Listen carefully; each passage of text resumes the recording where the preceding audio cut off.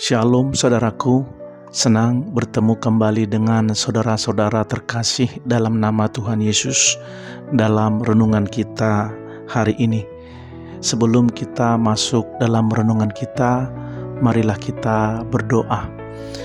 Bapa yang baik, kami bersyukur Tuhan, Engkau memberikan waktu bagi kami dapat dengar-dengaran akan firman-Mu saat ini lewat renungan harian ini.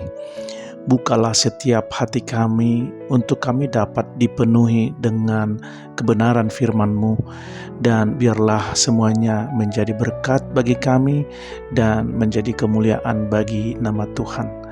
Terima kasih Bapa, dalam nama Yesus kami berdoa dan bersyukur. Haleluya. Amin. Saudara terkasih dalam nama Tuhan Yesus Kristus, hari ini tema renungan kita adalah di mana Tuhan saat aku terpuruk, yang didasarkan pada Mazmur 34 ayat 19. Demikian bunyi kebenaran firman Tuhan. Tuhan itu dekat kepada orang-orang yang patah hati, dan Ia menyelamatkan orang-orang yang remuk jiwanya. Amin. Saudaraku, hari ini saya tidak datang membawa petuah. Saya datang membawa pertanyaan. Pertanyaan yang mungkin tidak asing di hati saudara.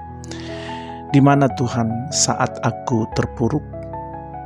Bukan di ruang pesta, bukan di bukit kemenangan, tapi di lembah terdalam. Di saat air mata lebih banyak dari kata-kata. Di saat doa hanya gema kosong yang tak terbalas. Hati serasa remuk, nyaris tak bisa percaya lagi. Pernahkah saudara ada di sana? Kalau ya, maka renungan hari ini adalah pelukan Tuhan untuk jiwa saudara. Saudaraku, Tuhan seringkali tidak berbicara seperti kita inginkan. Kita ingin suara yang keras, jawaban instan, mukjizat yang menyala di depan mata. Tapi Tuhan lebih sering menjawab dengan diam yang meneduhkan. Ingat Yusuf, anak kesayangan, tapi dibuang oleh saudara, dituduh memperkosa oleh istri majikannya, dipenjara bertahun-tahun tanpa salah. Kalau Yusuf bisa menulis diari di penjara, mungkin ia juga pernah menulis, "Tuhan, di manakah Engkau saat aku tidak tahu apa-apa lagi?" Tetapi hari ini kita tahu bahwa sumur itu adalah lorong menuju istana. Sumur tempat Yusuf dibuang oleh saudara-saudaranya. Penjara itu adalah sekolah kepercayaan. Penghinaan itu adalah jalur promosi.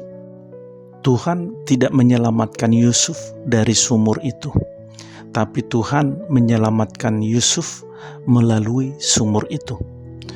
Mungkin hari ini saudara juga sedang berada di sumur kosong, dan saudara bertanya, "Tuhan, kenapa Engkau tidak menarikku keluar?" Mungkin jawabannya adalah karena Engkau sedang dibentuk, bukan ditinggalkan. Saudaraku, saya pernah baca kesaksian nyata dari seorang ibu. Putranya koma setelah kecelakaan. Ia tidak bisa berkata-kata, hanya bisa duduk di samping ranjang menangis dalam diam. Ia berkata dalam hati, "Tuhan, hatiku gelap. Kalau Engkau benar-benar ada, nyalakan satu lilin di dalam hatiku, sebab aku benar-benar tak sanggup lagi." Keesokan harinya, seorang perawat datang mendekatinya. Dia berkata, "Bu, saya bukan orang Kristen, tapi aneh, tadi malam saya ingin sekali menyanyikan lagu rohani untuk anak ibu. Saya nyanyi pelan-pelan seperti bisikan saja. Dan si ibu pun menangis mendengarkannya. Itu jawabannya. Itu lilin itu. Lilin itu tidak muncul dari langit, tapi dari bibir seorang perawat yang bahkan tidak seiman. Tuhan tidak selalu menjawab dengan cara yang kita minta, tapi Tuhan selalu menjawab dengan cara yang kita butuhkan. Saudaraku, Mazmur 34 ayat 19 tidak berkata Tuhan itu jauh kepada orang yang kecewa. Mazmur 34 ayat 19 tidak berkata Tuhan akan datang kalau kamu sudah sembuh. Tidak. Ayat ini berkata Tuhan dekat kepada orang yang patah hati. Dan bukan hanya dekat, Ia menyelamatkan orang-orang yang remuk jiwanya. Kalau jiwamu hari ini terasa remuk, kalau imanmu seperti abu, kalau hatimu seperti tanah longsor, ingat Tuhan sangat dekat hari ini. Kadang Tuhan tidak menghilangkan badai, tapi Ia akan menjadi jangkar yang membuat kita tidak tenggelam.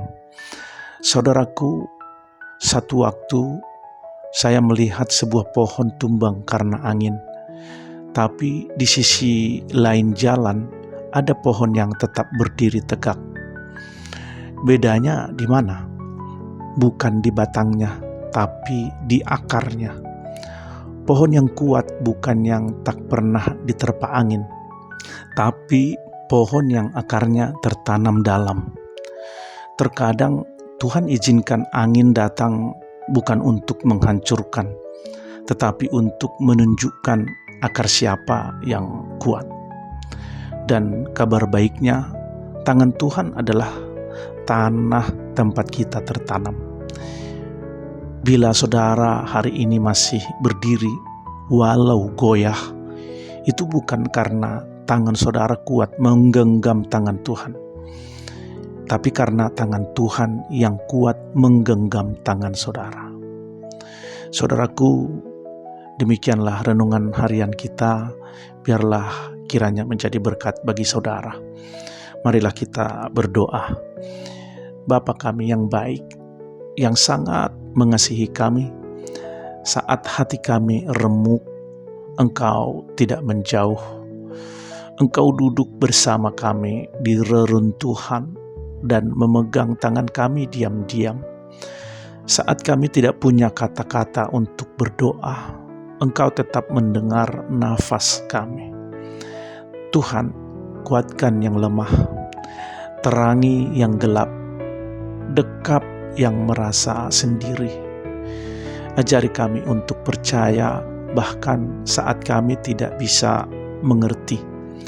Terima kasih karena Engkau tidak meninggalkan kami, tapi justru mendekat saat semua menjauh.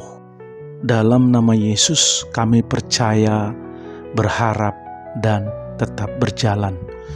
Dalam nama Yesus kami berdoa dan bersyukur. Haleluya. Amin. Saudara kekasih dalam nama Tuhan Yesus Kristus, demikianlah renungan kita hari ini, dan kiranya menjadi berkat bagi kita semua. Sampai bertemu kembali dalam renungan harian berikutnya. Haleluya.